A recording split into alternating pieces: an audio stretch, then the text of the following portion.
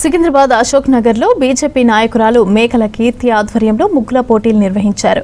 ఈ కార్యక్రమానికి ముఖ్య అతిథిగా మహంకాళి జిల్లా బీజేపీ అధ్యక్షులు భరత్ గౌడ్ హాజరయ్యారు. వివిధ థీమ్లతో ముగ్గులు వేసి ఆకట్టుకున్నారు.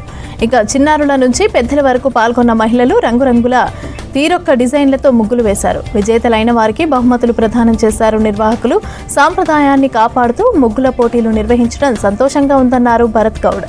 మహిళల్లోని కళా నైపుణ్యాన్ని వెలుగులోకి తీసుకురావడమే ఈ ముగ్గుల పోటీల లక్ష్యమని తెలిపారు భరత్ గౌడ్. చిన్నారులు, పెద్దోళ్ళు, గృహిణులందరూ కూడా మరి ఈ యొక్క సంక్రాంతి ముగ్గుల పోటీలో పాల్గొనడం మాకు చాలా సంతోషం. ఈరోజు సంక్రాంతి అంటేనే మరి 3 రోజుల పండుగ. భోగి, కనుమ, సంక్రాంతి ఇవన్నీ కూడా మరి ముఖ్యంగా మన గృహిణులకు, ఆడవాళ్లకు ఎంతో ముఖ్యమైన పండుగలు ఇవి. అందరం కూడా మరి మన ఇంటి ముందర ముగ్గులు వేసుకోవడము, ఆ సాంప్రదాయము ఎన్నో సంవత్సరాల నుంచి మరి మన మహిళలు పాటిస్తున్నారు. ఇంతటి చక్కటి ప్రోగ్రాం వందలాదిగా ఈరోజు ఈ బస్సులో పాల్గొనడం చాలా సంతోషమైన విషయం.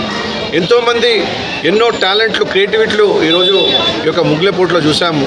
ఒకరు భారత మాతని ముగ్గులుగా గీస్తే, ఒకరు మరి జై జవాన్ జై కిసాన్ అంటూ వారు కూడా ఒక ముగ్గు గీయడం జరిగింది.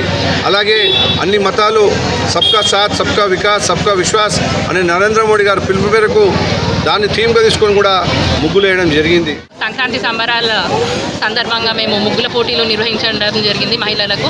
మరి వారందరూ కూడా వాళ్ళ సమయాన్ని కేటాయించి ఎంతో చక్కగా ఓపికగా మరి ముగ్గులని వేసిండ్రు.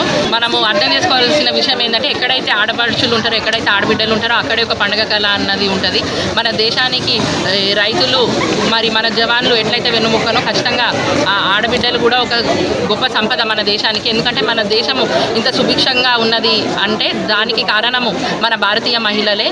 కాబట్టి మహిళలను ప్రతి ఒక్కరూ కూడా అన్ని రంగాలలో ప్రోత్సహించాలి, మహిళలను అన్ని విధాలుగా ముందుకు తీసుకెళ్ళాలి. మరి మన మోడీ గారి